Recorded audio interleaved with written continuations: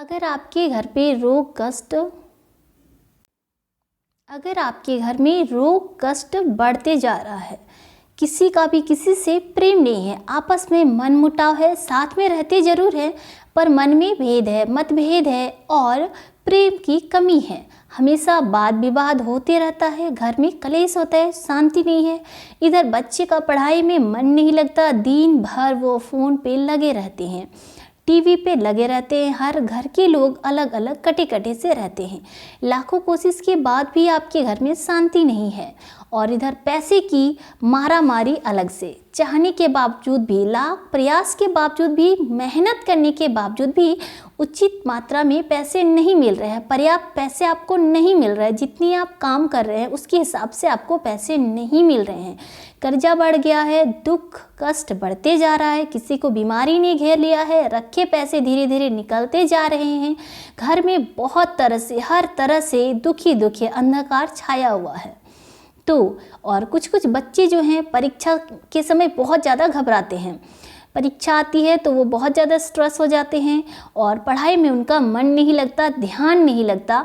तो आप रविवार के दिन एक तांबे के पात्र में जल लें, दाहिने हाथ में जल लें। इस तरह से दाहिने हाथ में जल लेकर जो लोटा है उसको रखें, बाएं हाथ को दाहिने हाथ के नीचे रखें। नीचे रखने के बाद आपको उस जल को देखते रहना है और 24 बार गायत्री मंत्र का जाप करना है। गायत्री मंत्र आप सभी को पता है और नहीं पता है तो मैं एक बार बता देती हूँ। और आपको 24 बार इस मंत्र को गिनना है। दाहिने हाथ में लोटा रखेंगे और उसमें जल रखेंगे। अगर गंगा जल है तो ठीक है और गंगा जल अगर नहीं है तो आप ऐसे नॉर्मल वाटर, प्लेन वाटर ही रखें। दाहिने हाथ में जल रखें, बाएं हाथ को स्पर्श करके रखें, नीचे रखें उस हाथ से और उसी बाएं हाथ से आप जाप करें, मतलब 24 बार गिन लें। बोलना कौन सा मंत्र है? ओम भूर्भुवः स्वः तत्सवितुर्वरेण्यं भर्गो देवस्य धीमहि धियो यो नः प्रचोदयात्। ये गायत्री मंत्र आप 24 बार बोलें और उसके बाद जल को लगातार देखते हुए ये मंत्र बोलना है। जब 24 बार मंत्र बोल रहे, 24वां मंत्र आप बोल लें, बोलने के बाद उस जल में आप एक फूंक मारें। फूंक मारने के बाद आप उस जल को ढक के रख दें। अगर कोई बाहर रहता है, अगर कोई रोगी है या कष्ट में जी रहा है तो आप उसको वह जल पिला दें। घर के हर एक सदस्य को वह जल पिला दें, जिनसे कि किसी को भी कोई बीमारी ना हो, बड़ी बीमारी ना हो, और अगर बीमारी है कुछ आपको नहीं पता तो वह भी ठीक हो जाएगी और सबका एक दूसरे से मन भी लगेगा, आपस में प्रेम भी बढ़ेगा। अगर आप प्रति रविवार को ये कर सकते हैं तो इससे याददाश्त क्षमता जो है वो बहुत ज़्यादा तेज हो जाती है, क्योंकि कुछ बच्चों को होता है कि याददाश्त क्षमता कमज़ोर हो जाती है, याद नहीं रहता। आजकल बच्चों से ज़्यादा बड़े बुजुर्गों को ये प्रॉब्लम रहती है कि कौन सी चीज़ कहाँ रखी है, याद ही नहीं रहती।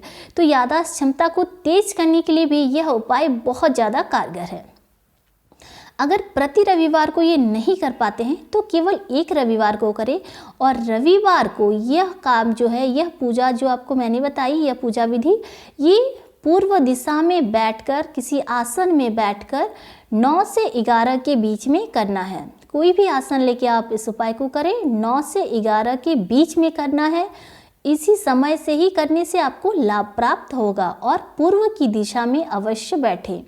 इन बातों का स्मरण कीजिए और आप जब भगवान की कृपा से ये उपाय करेंगे तो फिर मुझे नहीं लगता कि ज़िंदगी में आपको कभी भी किसी बुरे दिनों का सामना करना पड़ेगा, क्योंकि भगवान की कृपा और उनका नाम, उनका मंत्र और उनका अभिमंत्रित जल इतना ज़्यादा कारगर होता है कि ज़िंदगी में खुशियाँ ही खुशियाँ आ जाती हैं।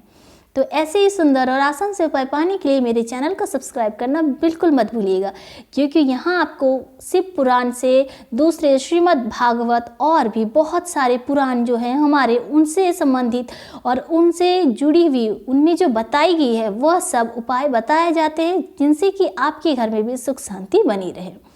श्री शिवाय नमस्तेभ्यं।